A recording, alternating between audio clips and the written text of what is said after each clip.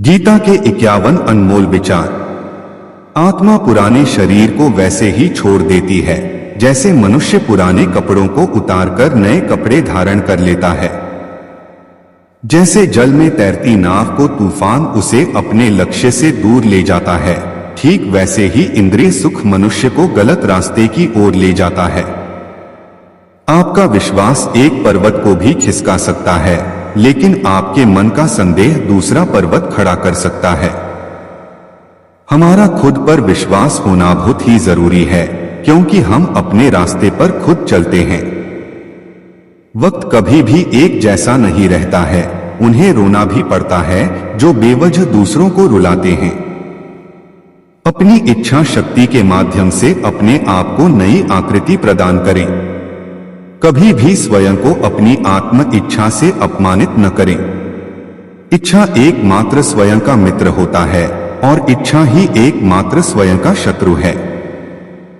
अपनी पीड़ा के लिए संसार को दोष मत दीजिए, अपने मन को समझाओ, तुम्हारे मन का परिवर्तन ही तुम्हारे दुखों का अंत है। बुरे कर्म करने वाले सबसे नीच व्यक्ति जो राक्षसी प्रवृत्तियों से जुड़े हुए हैं और जिनकी बुद्धि माया ने हर ली है, वो मेरी पूजा या मुझे पाने का प्रयास नहीं करते। खुद को कमजोर कभी नहीं समझना चाहिए। अगर आप गिरते हो तो उठने का प्रयास करो, लड़ो, पूरी निष्ठा से अपना कर्तव्य कर्म निभाओ, बाकी सब मुझ पर छोड़ दो। हो सकता है हर दिन अच्छा ना हो, लेकिन हर दिन में कुछ अच्छा जरूर होता है। धैर्य रखिए, कभी कभी आपको जीवन में सबसे अच्छा पाने के लिए सबसे बुरे दौर से गुजरना पड़ता है। रोना बंद करो और अपनी वर तकलीफों से खुद लड़ना सीखो, क्योंकि साथ देने वाले भी श्मशान से आगे नहीं जाते। समय जब न्याय करता है तब गवाहों की आवश्यकता नहीं पड़ती है। एक उपहार तभी असली और पवित्र है जब वह हृदय से किसी सही व्यक्ति को सही समय और सही जगह पर दिया जाए, और जब गिफ्ट देने वाला व्यक्ति के दिल में उस गिफ्ट के बदले कुछ पाने की उम्मीद न रखता हो। सुंदरता आपकी दृष्टिकोण में होती है। किसी को कीचड़ में खिला कमल भी लुभाता है और किसी को चांद में भी दाग नजर आते हैं। हे अर्जुन, जो कोई भी जिस किसी भी देवता की पूजा पूरे विश्वास के साथ करने की इच्छा रखता है, तब मैं उसका विश्वास उसी देवता में दृढ़ कर देता हूं। उदय किसी का भी अचानक नहीं होता, सूर्य भी धीरे धीरे निकलता है और ऊपर उठता है। धैर्य और तपस्या जिसमें है वही संसार को प्रकाशित कर सकता है। हे अर्जुन, स्वर्ग प्राप्त करने और वहां कई वर्षों तक वास करने के पश्चात एक असफल योगी का पुण्य एक पवित्र और समृद्ध कुटुंब में जन्म होता है। हे अर्जुन, जो व्यक्ति अपने समान सर्वत्र सम देखता है, चाहे वह दुख हो या सुख हो, वह परम योगी माना जाता है। प्रेम हो या प्रार्थना ये तो मालूम नहीं, पर जो आपसे है किसी और से नहीं। अहंकार और संस्कार में फर्क है। अहंकार दूसरों को झुकाकर खुश होता है, संस्कार स्वयं झुककर खुश होता है। सेवा सबकी करो मगर आशा किसी से मत रखो, क्योंकि सेवा का सही मूल्य ईश्वर ही दे सकते हैं। जब सत्य की असत्य से लड़ाई होगी तो सत्य अकेला खड़ा होगा और असत्य की फौज लंबी होगी, क्योंकि असत्य के पीछे मूर्खी का झुंड भी होगा। अकेले रहना तुम्हें यह भी सिखाता है कि वास्तव में तुम्हारे पास स्वयं के अलावा और कुछ भी नहीं।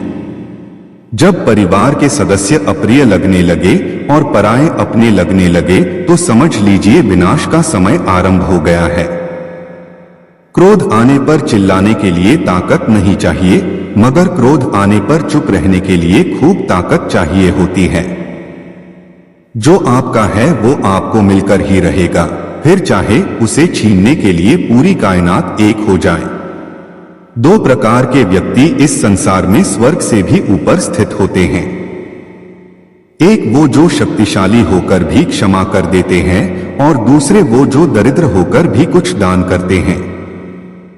प्रेम शरीर या सुंदरता को देखकर नहीं होता है, प्रेम हृदय से होता है।